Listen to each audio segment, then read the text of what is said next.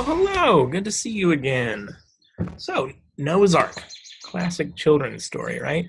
Cute little animals that adorn the border of every church nursery in America, going two by two. Why is this a thing that we do? Seriously, this is a story about God carrying out wholesale massacre, genocide. No, not even genocide. It's the near annihilation of the entire human race. What do you call that?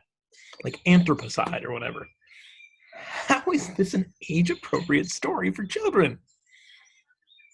In a book that features stories literally about like gang raping a sex slave and chopping her alive into little bits and mailing them to various heads of state, Noah's Ark is still the bloodiest story in the whole Bible. And it's one of our favorites to tell to kids. What is that about? It's because the animals, right? Anything with animals and rainbows. Anyway, I bring this up because I want to try to render this very familiar story somewhat strange to our modern sensibilities. I don't know that a story about God killing lots of people would have made most ancient Near Easterners uncomfortable for just that reason, as it does for us. The theodicy question is kind of a modern one, and after all, Yahweh was worshipped first as a god of storms and of war. What would definitely have been disquieting to the ancient Hebrews, though, is the idea that God would destroy God's creation. So, flood stories like this are incredibly common in ancient mythologies as a way to depict the world being cleansed and reborn. We have reason to believe that the flood narrative in Genesis, for instance, drew heavily from a similar Babylonian story called the Epic of Gilgamesh. But there are flood myths all over Mesopotamia. In Sumeria and Akkadian, you see them in Greek mythology, Hindu myths, Chinese, Norse mythology, even South America. They're everywhere. It's one of the most common genres of mythology. But the story seems particularly problematic within a Hebrew theological worldview. Remember that Genesis 1 began with the chaotic, inhospitable waters. And throughout the ancient Near East, the waters represent chaos and disorder and danger. It's not surprising. This is a seafaring people. So plenty of fishermen or merchants set sail under blue skies to find themselves suddenly trapped in a storm and are lost to the waters. And that's the thing. They're so unpredictable. And it's also deep and dark down there, probably filled with all sorts of monsters. And so God created by speaking into the waters to set boundaries around them. First with a dome, which we call sky, to separate the waters from the waters, and then by clearing away some of the waters below the sky to make room for dry land. And when God finished, God looked at the whole thing and said, "This is really good." By the way, we're not doing New Testament now, but suppose that you wanted to say that someone was just shot through with that divine creative energy. How would you do that in this Hebrew idiom? Well, poetically, you might depict him as walking on water, as the Spirit of God hovered over the waters of creation, or by his word calming the chaotic waters of a storm. Anyway, that's just a sidebar. In this story, the flood, it's as though God is withdrawing their hand and allowing the chaotic waters of the flood to destroy God's good creation. Why? Why would God permit such a thing?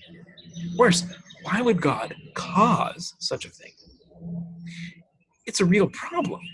And the text doesn't, I don't think, give a sufficient explanation. What, that human beings are evil? Well, what else is new? What kind of excuse is that for the God of creation to abandon their creation to the chaos? You'd think that a close reading of the text might present some answers. But in fact, almost the opposite is true. You come away from the text with more questions than you started with. I mean, just look at how the story begins. When people began to multiply on the face of the ground, and daughters were born to them, the sons of God saw that they were fair, and they took wives for themselves of all that they chose. Then the Lord said, "My spirit shall not abide in mortals forever, for they are flesh. Their days shall be 120 years. The Nephilim were on the earth in those days, and also afterward, when the sons of God went into the daughters of humans who bore children to them. These were the heroes of old, warriors of renown. Okay, so first of all, what? What the heck is a Nephilim? And what about the sons of God? I thought Jesus was supposed to be the only begotten Son of God. And why are they having sex with, going into, the daughters of humans, whoever they are? And more to the point, why are we reading about it? And what on earth does all of this have to do with the flood? Have you even noticed this stuff in the flood story before? Maybe you haven't. This part usually gets edited out of the children's Bible storybooks, right? If you're feeling a little bit bewildered by all of it, you're supposed to. The gaps in information are not the result of oversight, they're actually a feature of ancient Hebrew narrative. These stories are intentionally minimalist. They often lack in detail, setting, description, backstory. It's the narrative equivalent of a stick figure. But that's precisely what has made these stories so intriguing and challenging and inspiring to folks over the centuries.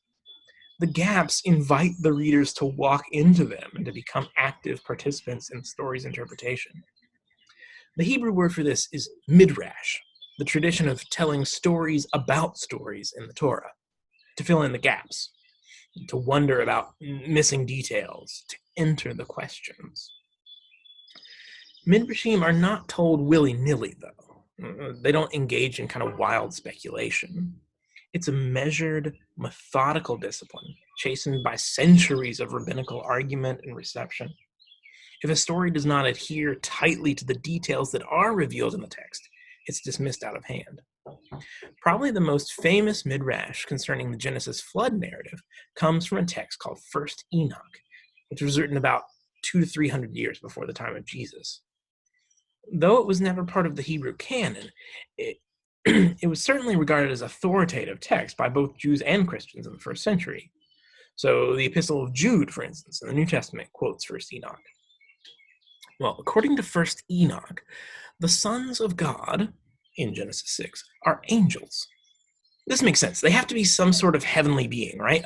Otherwise, why would they be distinguished from the daughters of humans? So the sons of God, or the Watchers, as Enoch calls them, are these angels who came down from heaven to have intercourse with the daughters of humans. They also, according to Enoch, introduce magic and metallurgy to humanity. So, in case you're ever playing trivia. The text of Genesis seems to imply, and Enoch takes it to be the case, that the Nephilim are the offspring of the sons of God and the daughters of humans. The other thing that we know about the Nephilim is that they must be conceived of as giants, because the only other time that we hear about them in the Bible is in the book of Numbers, when Moses sends 12 spies to go encase the promised land. 10 of the spies come back and say, "There's no way we can go in there. The people are huge. They must be Nephilim."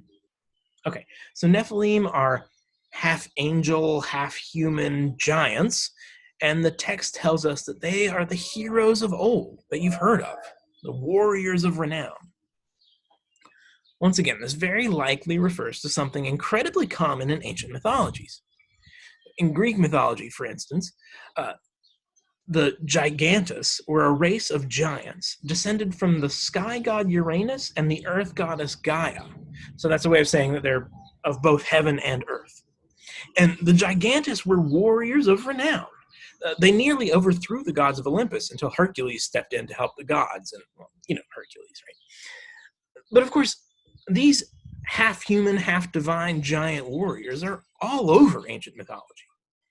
And Genesis is saying that these heroes of old that you keep hearing about, these warriors of renown, those are the Nephilim, the sons of these fallen angels, the sons of God, or the Watchers. For the writer of First Enoch, this also explains why the Creator God would allow the chaotic waters to destroy their good creation. The sons of God, these fallen angels, could take for wives any human woman they wanted, as Genesis mentions. And so they were threatening to genetically engineer the human race out of existence. And so, with a sad heart, the Lord withdraws their hand from the boundaries that hold the chaotic waters at bay in order to destroy the Watchers and the Nephilim, not as a murderous outburst against all humanity, but as a desperate rescue mission to put the creation project back on track. Well, That's one early Jewish reading of the flood narrative, anyway. I told you it was going to be a weird one, but I think it's at least worth contextualizing a little bit this stuff in Genesis about the sons of God and the Nephilim. So we begin with the creation of the whole world as a cosmic mountain on which heaven and earth overlap and interlock. The garden temple of God and human beings as gardener priests tasked with dispensing the life-giving energy of God to the whole world, right? But our primordial ancestors tried to seize for themselves that uniquely divine authority to name good and bad, and as a result, cut us off from the source of that life-giving divine energy. Now, God has a plan to restore God's good creation and to make available again their life-giving energy. That's ultimately where we're headed. But what do? Instead of trusting God, we get impatient. We devise a new technology, a new system to try to take control of the situation ourselves. We build a counterfeit cosmic mountain, a Tower of Babel, to try to reunite heaven and earth on our own terms. That much we can understand, I think. It's what we humans do best, really. But I want to suggest that in this story of the Nephilim, as strange as it sounds to our modern post-Enlightenment ears, what we have is just a story of the reverse. Heavenly beings, the sons of God or the Watchers, coming down to earth, hitching themselves to humanity, and trying to reunite heaven and earth on their own terms. In both cases, the Creator God of Israel is unimpressed. For this God is about to reveal their own plan for the restoration of heaven and earth, which begins, of all places, in the Sumerian city of Ur, with a young Bedouin shepherd named Abraham, whose story will follow next week. Thanks a lot. See you then.